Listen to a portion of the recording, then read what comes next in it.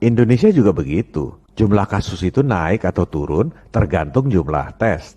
Kalau mau kasusnya sedikit, jangan lapor jumlah tes seperti di Cina.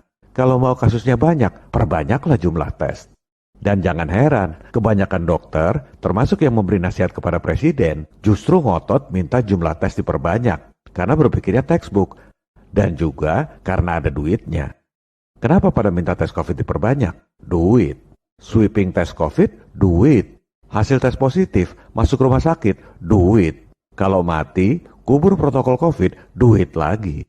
Inilah hebatnya godaan setan.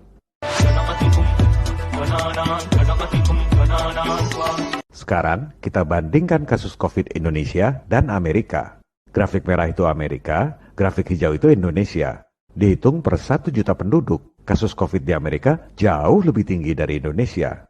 Tapi tetap aja, di saat Indonesia dilarang mudik tanggal 6 Mei lalu, di Amerika tanggal 16 Mei pada nonton UFC tanpa masker.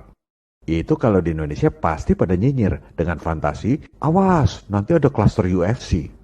Kita adalah korban kebodohan dan ketakutan kita sendiri. Di Houston itu bebas karena gubernurnya memang cabut aturan wajib masker dan pembatasan bisnis. Padahal kasus COVID-nya jauh lebih tinggi dari Indonesia. Inilah contoh gubernur yang memikirkan rakyatnya, bukan gubernur pencitraan seperti di negeri overacting. Kalau diperhatikan, belakangan grafik kasus COVID di Amerika turun lumayan drastis. Apa sebabnya?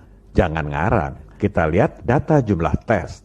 Bingo, Amerika mulai pinter. Seperti di Cina, kalau mau turunkan kasus COVID, kurangi jumlah tesnya. Mau ngomong apa? Buktinya Amerika dan Cina sehat-sehat aja? Buktinya Cina malah dipuji oleh dunia, sukses mengatasi COVID. Kita ini seperti katak dalam tempurung, sibuk ngarang teori sendiri, nggak ada wawasan, lihat data dan fakta di negara-negara lain.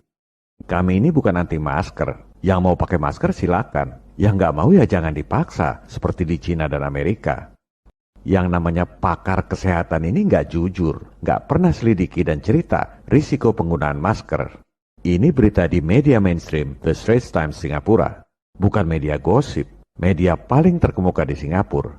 Mereka jujur beritakan fakta bahwa setelah 12 jam digunakan, ada begitu banyak bakteri dan jamur di masker yang Anda gunakan.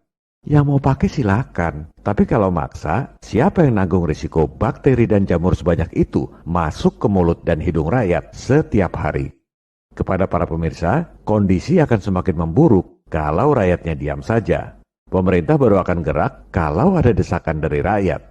Jangan harap ada perubahan kalau tidak lakukan apa-apa.